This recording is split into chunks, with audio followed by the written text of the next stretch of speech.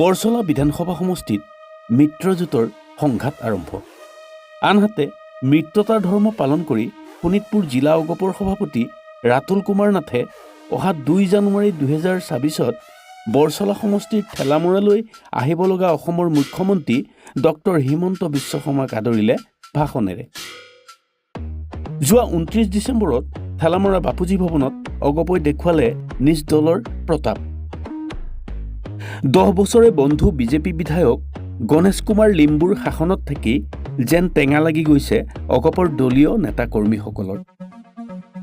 অগপৰ সাংগঠনিক সভাত একাংশ জাতি জনগোষ্ঠীৰ ৰাইজৰ প্ৰতিনিধিৰ অংশগ্ৰহণ। একমাত্ৰ বিজয়ী ধানমৰা আঞ্চলিক পঞ্চায়ত সদস্য আব্দুল কালামে ক'লে এজিপিক শক্তিশালী কৰিবলৈ ৰাইজ ওলাই আহক। যদিও ফুলনি মানে বাগিচা, বাগিচা মানে ফুলনিৰ দৰেই বিজেপি মানে এজিপি হৈ আছিল, পিছে এইবাৰ মিত্ৰতাৰ নামত ইমানবোৰ ত্যাগ মানি নলয় অগপই।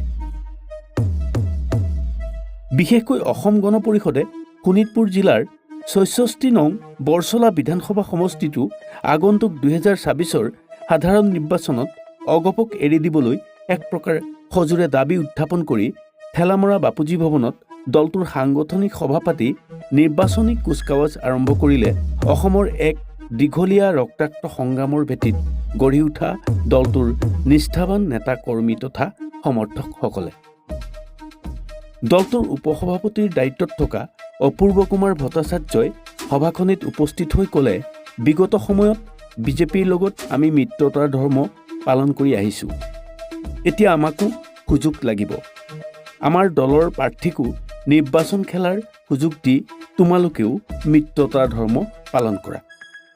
একেদৰে সভাখনিৰ অন্যতম উদ্যোক্তা ঢেকেজুলিৰ প্ৰাক্তন ছাত্ৰ নেতা বৰ্তমানে শোণিতপুৰ জিলা অগপৰ সভাপতি ৰাতুল কুমাৰ নাথে ভাষণত ক'লে, আমাক এইবাৰ বৰছলা সমষ্টিটো লাগিব।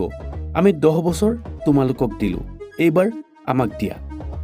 লগতে অগপৰ জিলা সভাপতিগৰাকীয়ে অহা 2 ডিচেম্বৰত শোণিতপুৰ জিলাৰ বৰছলা বিধানসভা সমষ্টিৰ অন্তৰ্গত ঠেলামৰা উচ্চতৰ মাধ্যমিক বিদ্যালয়ৰ খেলপথাৰত অনুষ্ঠিত কৰা মুখ্যমন্ত্ৰী ডক্টৰ হিমন্ত বিশ্ব শৰ্মা অহাৰ যি কাৰ্যসূচী আছে, সেই কাৰ্যসূচীক সফলকাম কৰিবৰ বাবে সকলো ৰাইজক আহ্বান জনোৱাৰ লগতে অসমৰ মুখ্যমন্ত্ৰীগৰাকীকো ঠেলামৰালৈ সাদৰেৰে স্বাগতম জনাইছে।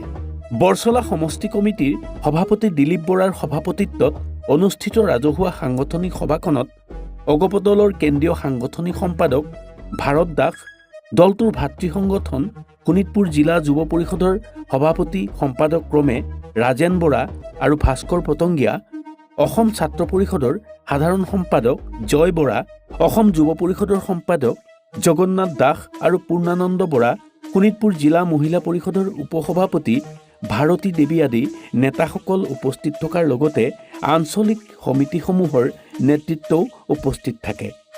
প্ৰায় শতাধিক ৰাইজে একেমুখে চিঞৰিলে এই সভাত জয় আই অসম। পিছে শোণিতপুৰত অগপৰ এই ৰাজনৈতিক অংক সময়ত কিমান শক্তিশালী ৰূপত প্ৰতিষ্ঠা হয় সেয়া হ'ব লক্ষণীয়। কিয়নো বিগত পঞ্চায়ত নিৰ্বাচনত বৰছলা সমষ্টিত অগপই মিত্ৰ বিজেপিৰ পৰা বিচাৰি বিমুখ হৈছিল 4টাৰ ভিতৰত যিকোনো এটা জিলা পৰিষদৰ টিকট।